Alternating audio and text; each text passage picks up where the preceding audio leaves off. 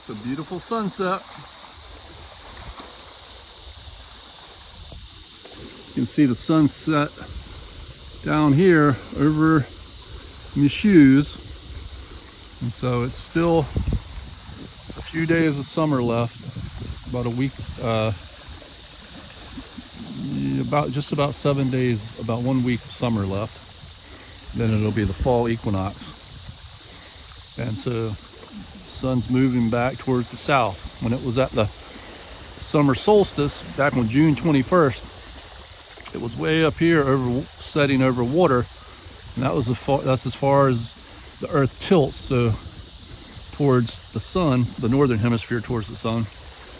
And so the sun is as far in the north sky as it gets all year long. It's on the summer solstice. And now it'd be interesting to try and make a mark when we're on the first day of fall, because that would be the fall equinox. And the ancient people did that. Modern people, we do it too, but we have the information so much in computers and written down and documented, people don't even think twice about it.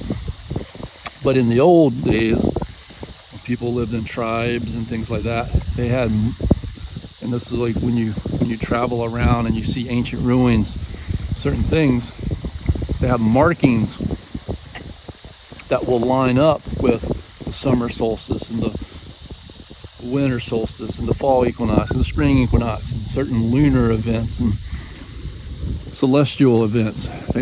They marked all of those things, and they used physical objects, like say where the sun is on a certain day. They would line up two rocks or something like that and have it pointing in a certain direction. And if there was something significant about that, they would be able to know when that day was again. And of course they would be able to mark 1 year because they were aware that it was a cycle. So they knew what a year was because they would know when the sun was shining on a certain place at a certain point that they had marked on the ground. And so they were able to mark a year like that. And they could also do it with the moons. And they didn't have television and all that stuff. They didn't have social media. They didn't have video games. So they paid a lot of attention to their surroundings and to their environment and to nature. It was very important for them to do that. They couldn't just pick up the telephone and look up the weather,